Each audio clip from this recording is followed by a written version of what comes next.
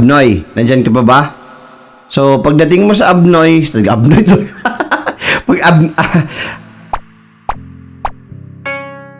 Magandang umaga sa inyo lahat and welcome to my podcast studio. So, naalala nyo ba nung mga nakarang araw, I made the reels and it's called the tutorial. Ngayon kasi usong-uso yung lumalaganap yung tungkol dun sa mga copyright na video. So, I promise you guys na mag-ano tayo, right now, do I still have an echo? Okay, so alisin muna natin yung echo right now and let me go closer to the microphone.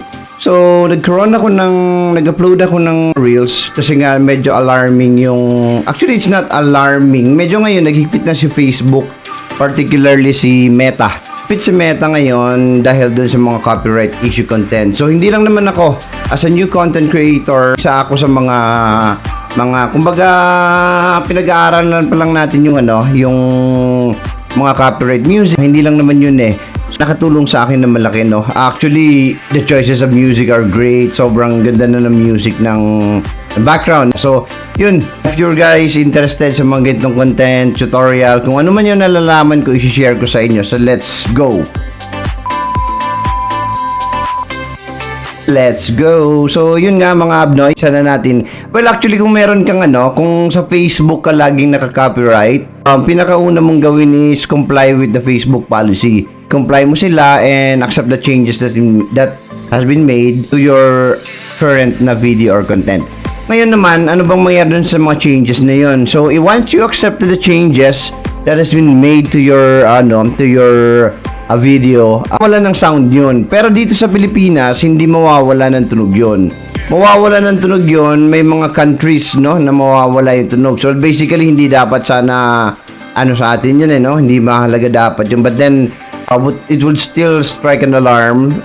Para sa akin, medyo compliance kasi yun we need to comply with that.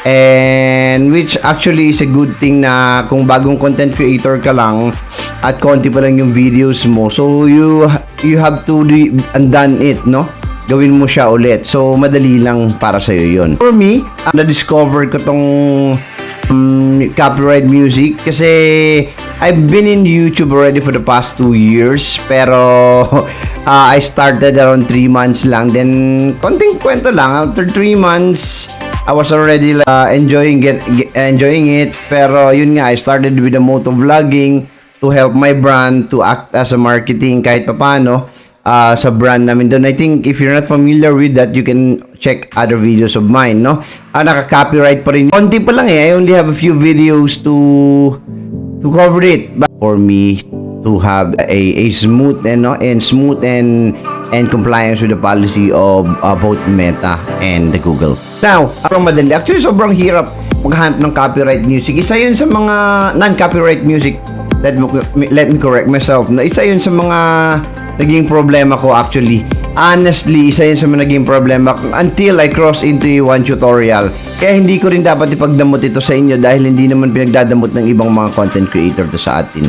Let's go! Kung may YouTube ka, YouTube channel, may YouTube channel ka, I'll just flash on the screen. Ganito kasi yun. I'll also show you dito sa, you can actually do this in your iPod,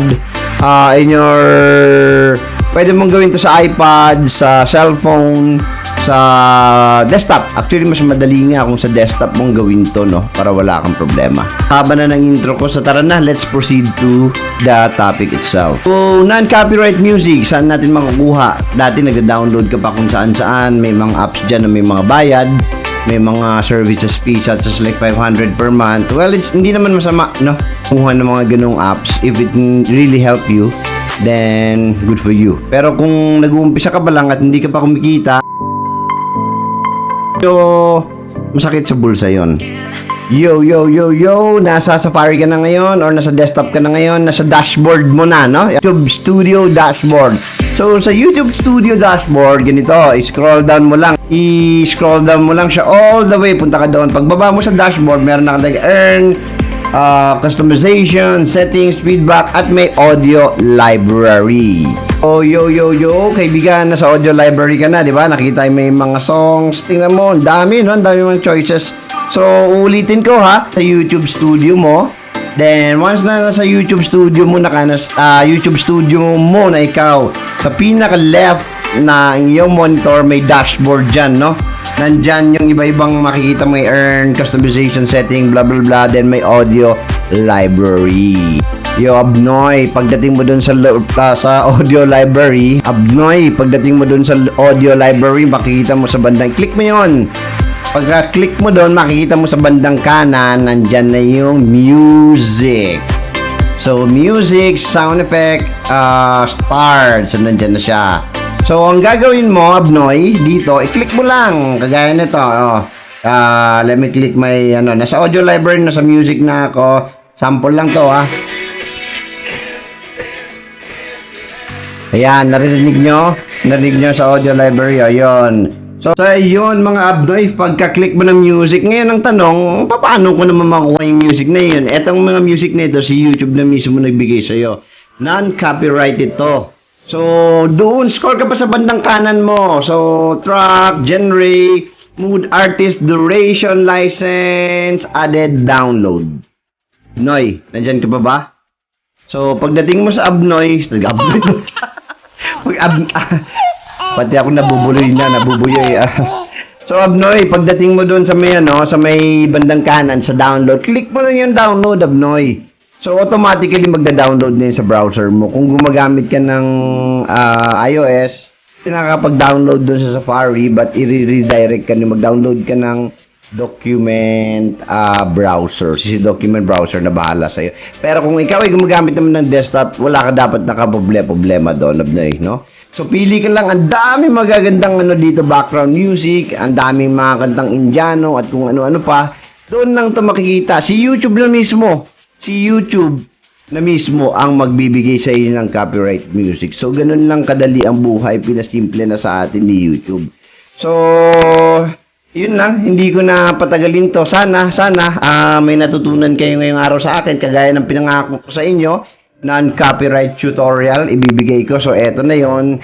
And please naman, kung gusto nyo yung mga ganitong content, yung mga pangako na hindi napako, ang pinangako ay ginawa para sa inyo. Like nyo naman ako, tapos subscribe naman kayo, tapos share na lang ng video na to para makatulong din tayo sa iba na bago pa lang dito sa industriya. So, maraming salamat. Ito pa pala sa Yazoo. Maraming salamat mga Abnoy. Sana kayo ay dumami pa at kumalat dito sa mundo. Tama nyo naman ako.